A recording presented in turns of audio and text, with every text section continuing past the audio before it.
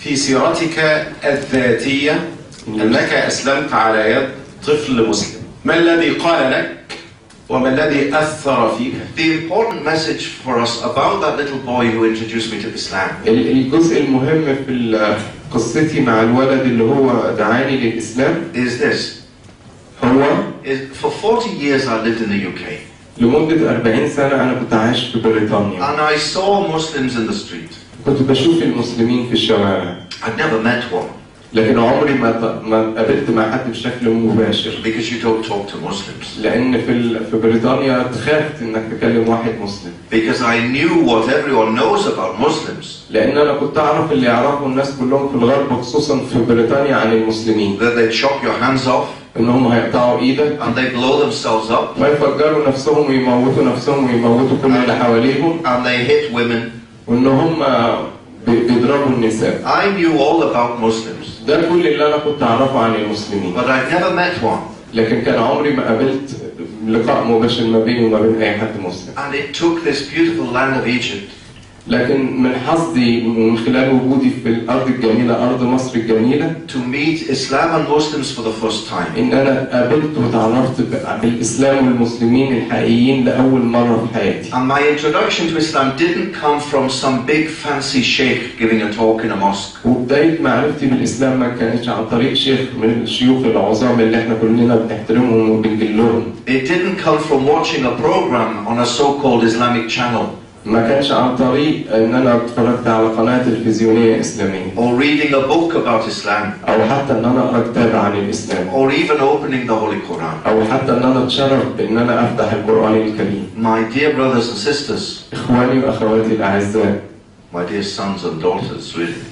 الحقيقه انا المفروض اقول لكم ولادي وبناتي لان انا عجوز قوي عليكم ان اقول لكم اخواتي واخواتي. This is the beautiful part of it. هي ده اجمل جزء في الموضوع. I was introduced to Islam by a little boy of about 14 in the street. بدايه معرفتي بالاسلام كان عن طريق ولد في سن 14 15 سنه في الشارع. You know, he had nothing.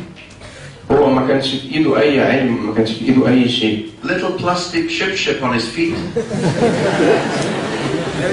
And he saw my white skin. هو شاف لون بشرتي الفاتح. And he said to me, Assalamu alaikum.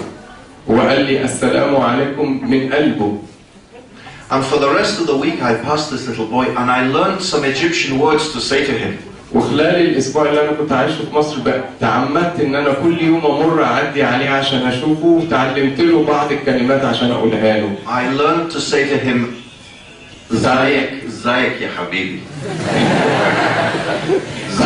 زايك يا جميل. اتعلمت ان انا اقول له ان هو قاله طبعا ده مش محتاج. And he replied to me, Alhamdulillah. لكن كان رده دايما من جوه قلبه بقناعه الحمد لله بصدق. So he didn't try to persuade me about Islam. طبعا هو ما حاولش ان يشجعني ان انا اسلم او يدعوني للاسلام. Didn't do it at all. He didn't see me as an object to be converted. هو ما كانش بيفكر باي شكل من الاشكال ان يحولني للاسلام او يدعوني للاسلام. Just by the beauty of his character, he touched my heart. لكن بصدقه وجمال حديثه لمس قلبي. Now the beautiful part of the story is this. اجمل جزء في القصه هو that little boy doesn't know I became Muslim. الولد ده ما يعرفش ان انا بقيت مسلم. In fact, now with his wife and children, maybe he saw me on Qanat al-Rahma. يمكن دلوقتي بعد الزمن ده اكيد اتجوز بقى عنده اولاد ويمكن هو شافني في قناه من القنوات التلفزيونيه. But the beautiful part of the story is this.